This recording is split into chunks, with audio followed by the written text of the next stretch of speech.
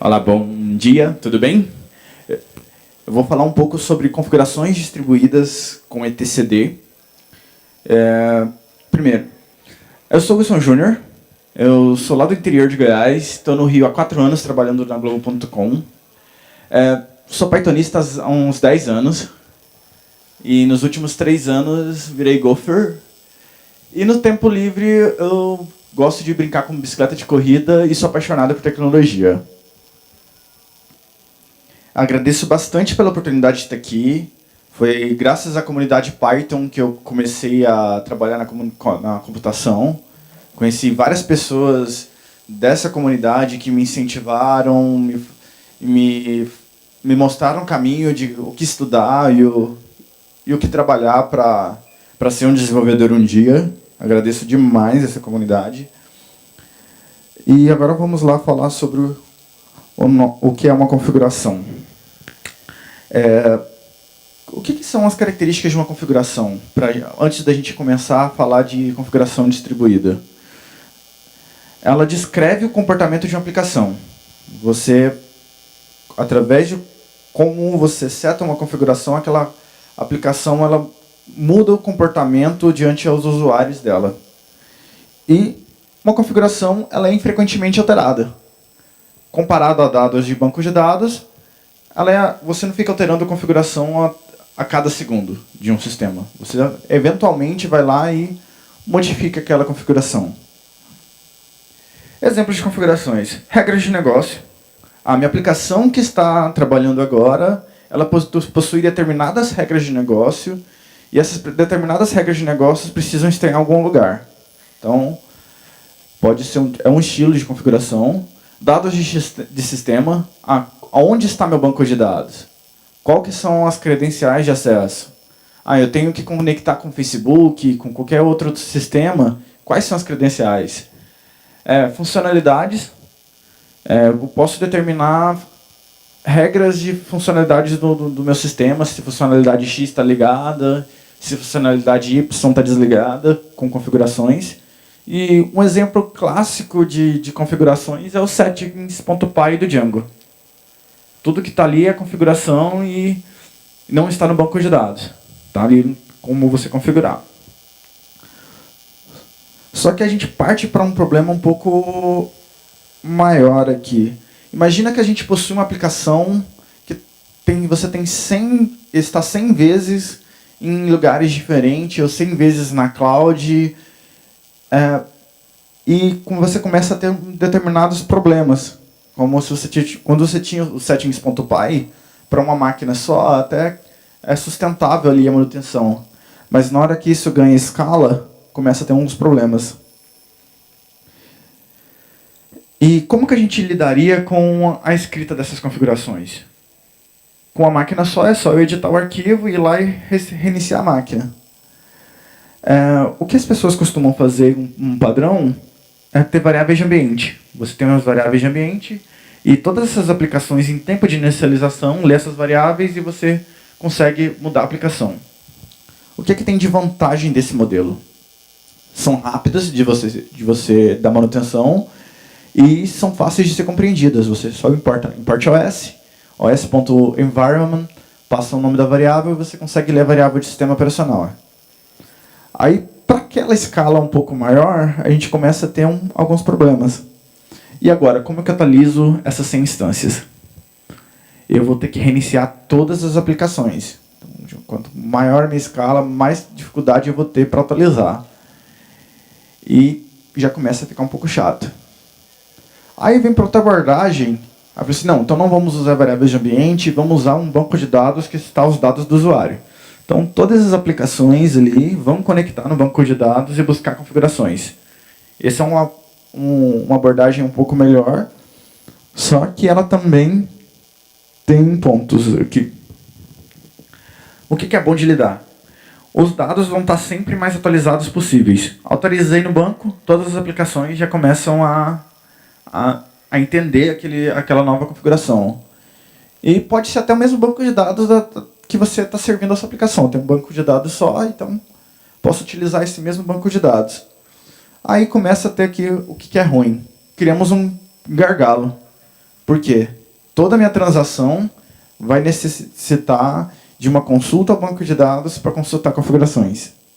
Toda transação. Então, se você tem muitas transações, vai ser várias vezes indo lá. E o que vai ter de ponto de otimização? Todas as respostas vão ser iguais. Porque se você fica 2 dias sem alterar configurações, vai ser 2 dias dando select no banco de dados e retornando a mesma resposta. Então, um ponto que você poderia otimizar ali. Então, como que agora a gente pode ir para um cenário melhor? Escolher um banco de dados especializado em configurações. O que o banco de dados especializado em operações tem a mais? Ele tem a operação de watch, que você consegue escutar um valor no banco de dados e ser notificado que quando aquele valor mudar. Então, imagina que a minha aplicação está acabando de inicializar. Ela vai lá no banco de dados, faz a operação de get, pega o valor da configuração atual, guarda em memória, e ela passa a ter a operação de watch, que ela vai escutar quando aquela chave tiver mudanças e refletir em memória. Então, com isso, eu acabei com um problema de toda hora no banco de dados buscar configuração. E também acabei com o problema de ter que restartar minha aplicação quando houver mudanças. Esse aqui é o conceito de banco de dados de configurações. Então, vamos agora para uma implementação.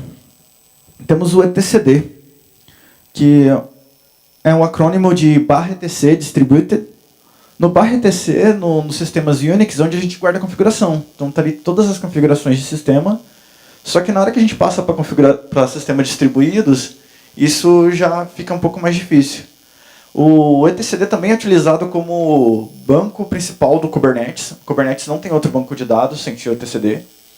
E ele utiliza ele para guardar as configurações de máquina. Então, é um banco de dados bem respeitado. Ele foi criado pela CoreOS. A CoreOS precisava manter várias máquinas, configurações de máquina, várias máquinas Linux, e coordenar isso, então ela criou esse sistema. Os dados dele são chave e valor, então você tem uma chave X, você tem um valor Y, ele guarda esses valores para você. E a parte mais poderosa dele, que ele é 100% persistente e tolerante a falhas. Bem tolerante a falhas, porque imagina você perder a configuração de sua aplicação. Sua aplicação parou de tudo. Então, ser tolerante a falhas é um requisito muito forte dentro desse sistema. Essa consistência é garantida através do algoritmo de Raft. O Raft é um algoritmo de consenso, que eu vou falar um pouco mais à frente. E o etcd também é utilizado por várias outras empresas. A Microsoft, tem SkyDNS, alguns routers de balanceamento utilizam o etcd. Então é bem utilizado na comunidade. E aqui eu vou falar um pouco sobre o Raft. O Raft, ele tem um conceito do master, ou primary, depende. Nada mais é que o host que é responsável por todas as escritas. E ele tem a responsabilidade de efetuar a escrita e propagar para os outros nós a verdade. Então, aqui tem um cluster de 5 nós, e ele propaga para os outros 4 o que é a fonte da verdade. O Raft ele garante o consenso. Ele tem também um conceito de log replicado. Então, cada alteração ela é replicada fielmente nos seguidores do cluster. É similar ao Paxos, não é uma ideia muito nova. O Paxos é um outro algoritmo de consenso e deixa os dados bem tolerantes a falhas. Um cluster de Raft ele tem um seguinte conceito. Para eu confirmar uma transação, eu preciso ter a confiança de 50% do meu cluster mais um nó. Então, se eu tenho um cluster de 1, eu tenho nenhuma tolerância a falhas e só vou garantir que foi escrito se aquele nó confirmar. E, por exemplo, 3, 2 nós tem que garantir a escrita e só um nó pode falhar. E note que a tolerância à falha só é benéfica em clusters de número ímpar, porque exatamente eu preciso da metade mais 1 Então, o número par não me dá nenhuma vantagem. Então, o ideal é que você tenha clusters de 3, 5, 7, 9 é exagero, para fazer o seu cluster de etcd, ou de qualquer outro sistema que tenha Heft. O log replicado, cada transação é numerada. Então, tem a transação 1, 2, 3, e o master controla essas transações e vai replicando para todos os seguidores. Então, ali exemplo de transação. Na transação 1 ele falou x é igual a 3. A transação 2, x agora é igual a 4. E aí ele começa a passar essas transações de forma sequencial, não é randômica, não tem risco de ser randômica, para os seus seguidores. Então o resultado vai ser sempre igual. Se todo mundo executar as transações na mesma ordem, o resultado vai ser sempre consistente. E agora vamos falar entre propagar ou consultar. Então, Wilson, eu devo sempre usar o esquema do etcd, assim, de escutar e propagar configurações? Nem sempre. Então a gente vai fazer um pequeno comparativo aqui. Quanto propagar é melhor? Quando eu uso o what e o get. Os dados não são frequentemente alterados. Então eu altero o dado com a frequência muito baixa. Os dados não possuem um grande volume. Eu não vou propagar teras e teras de dados. É megas e no máximo gigas e de configuração. E eu preciso do menor tempo de resposta possível. Então cria um ponto de otimização. Agora, quando eu preciso... Exemplos, né? Configurações de rede. Configurações de redes não são frequentemente alteradas. Eu posso ter no etcd e propagar para os outros nós, que é bem tranquilo. Configurações de negócio, configurações de funcionalidades. Tipo, determinado grupo de usuários tem funcionalidade X ligada. Determinado grupo de usuários tem determinada função desligada. Então, é um exemplo. E agora consultar. Quando que consultar é melhor? Os dados são frequentemente alterados. Exemplo, dados de usuário. Um sistema de comentário. Eu não deveria guardar os dados do sistema de comentário dentro do etcd. Todo dado que é muito massivo não deveria estar lá. E eu não preciso de um tempo de resposta tão baixo. Talvez a minha transação não tenha um requisito de baixa latência. Então eu não preciso, talvez, tunar ao máximo para usar o etcd para ter isso. Eu posso consultar diretamente ao banco de dados. Ou talvez essa aplicação não tenha um número alto de requests por segundo. Exemplo, conteúdos, dados produzidos por usuários finais. E agora vamos experimentar? Eu precisar de alguém para me ajudar com segurar o microfone. Primeiramente, eu vou subir um servidor de etcd. Consegui subir. Beleza. E aqui eu tenho alguns comandos. Então eu posso começar aqui. Esse aqui é o prefixo para setar uma chave no etcd. Então eu seto a variável que eu quero usar a versão 3 da API. Tem o comando etcd-ctl. Tem a operação de put, o nome da chave e o valor. Então eu vou pôr aqui PyBR. Então coloco essa operação. O que aconteceu? Eu setei a chave PyBR e com o valor vocês são legais. Então se eu conseguir rodar aqui a operação de get PyBR, ele fala o valor que está lá no sistema.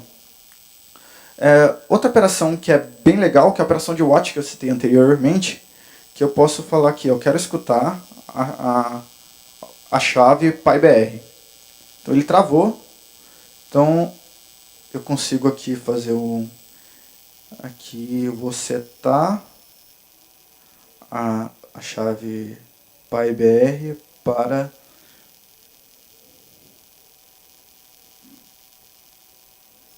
Rocks. Então esse cara aqui que está escutando o etcd, ele vai escutar a mudança no exato momento.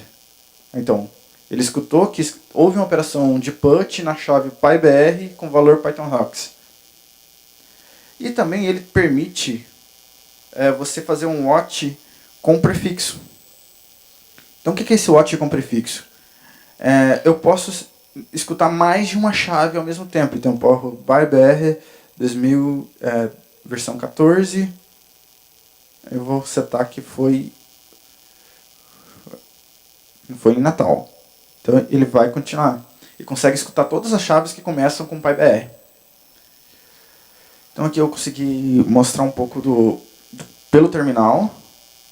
E agora tem a versão Python também para a gente brincar. Que eu consigo refazer esses mesmos comandos usando Python. Deixa eu me ajudar aqui, por favor. Aqui no TCD Slides. Eu deixei aqui uma versão pronta.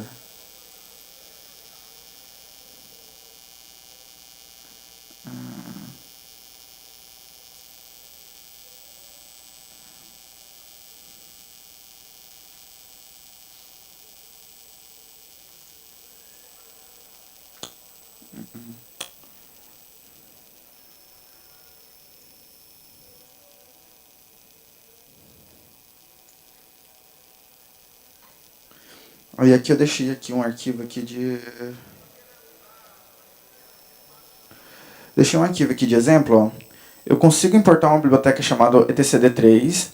Ela instancia um cliente e eu posso executar também aqueles mesmos comandos que eu fiz no terminal dentro de um terminal, dentro de um Python. Então aqui eu consigo pegar o valor da chave full, setar o valor de bar para dot e apagar. Então aqui eu consigo executar. Aqui, por exemplo, eu tenho aqui, por exemplo, outro exemplo que é o do watch, que eu consigo escutar também a chave PyBR e fazer aquele mesmo comportamento que eu fiz no terminal dentro do Python. Escuto as mudanças e o legal, que eu até vou executar aqui agora, ele está escutando a chave PyBR. Deixa eu ver aqui.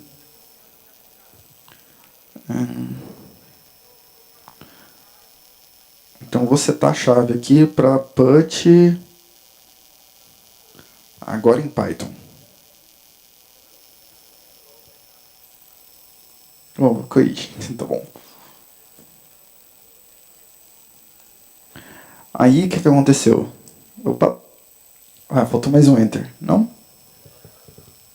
Perdão.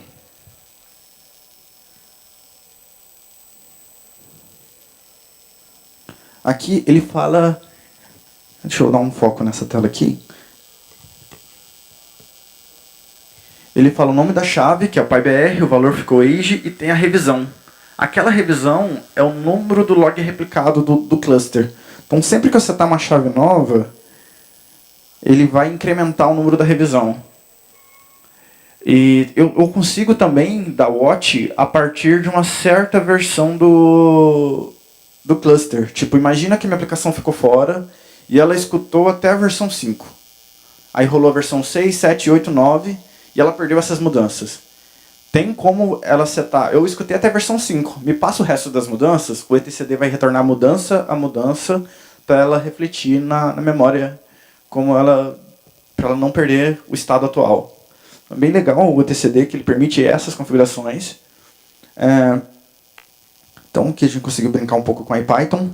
Agora aqui eu fiz na última palestra eu fiz essa versão aqui implementada em Go. E aqui tem uma tabela que eu gosto de mostrar que mostra o tempo de resposta de cada operação. Então, ao consultar na memória, é em casos de nanosegundos, e qualquer operação que eu precise utilizar a rede, eu vou para milissegundos. Então, usando o etcd, eu consigo sempre consultar dados na memória. Então, vou ser sempre muito rápido. E evito o acesso desnecessário, às vezes, até a disco, por exemplo, que gasta muito mais tempo. Então agora vamos fazer uma aplicação, mostrar uma aplicação aqui de um caso um pouco mais real. Imagina que a gente tem uma aplicação de e-commerce e ela possui 300 apps distribuídas no Brasil. Isso é bem comum, que para ter um e-commerce no Brasil você precisa de muitas instâncias. E aqui ela tem uma configuração que é a estratégia de desconto. Vamos supor que o CEO dela fala assim, cara, agora estamos em Black Friday ou preço normal. Aí quando ela está na Black Friday, ela multiplica o preço por 0,9. E quando ela está pré-Black Friday, ela multiplica o preço por 1,3. Então ela sobe o preço no pré-Black Friday e depois abaixa um pouquinho. Então dá a impressão um pouco maior de desconto. A brincadeira. E aí ela conecta no cluster GTCD, escuta a chave de desconto e guarda em memória. Então, em tempo de transação, ela não vai consultar o banco de dados nenhum. E sempre que para cada, ela vai ficar escutando essa chave e vai atualizar em memória, na memória da aplicação. Então, vamos rodar e testar? Acho que está aqui. Só mais um pouquinho, tá terminando. Aqui a aplicação está rodando, eu não sei a porta, tem... desconto não foi definido. Então eu vou setar a chave de desconto, que está faltando. Eu vou setar para normal.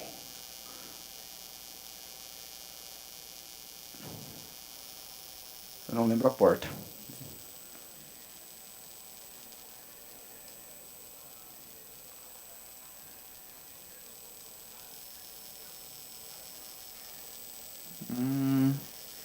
Deixa eu lembrar o nome da porta. Porta 9000. Então, se eu rodar aqui o HTTP para a porta 9000, ele vai falar que temos o produto com preço X. Aí, se eu atualizar a chave desconto para Black Friday, na hora que eu bater na aplicação de novo, o preço subiu. Então, se eu botar para Black Friday, na hora que eu rodar de novo, a aplicação mudou o preço. O código-fonte está disponível lá no GitHub. Temos outros projetos semelhantes aqui, que eu também uso o conceito de REPT, log replicado. Estamos contratando, tá lá no expandogrupo.com. E obrigado pela presença de vocês.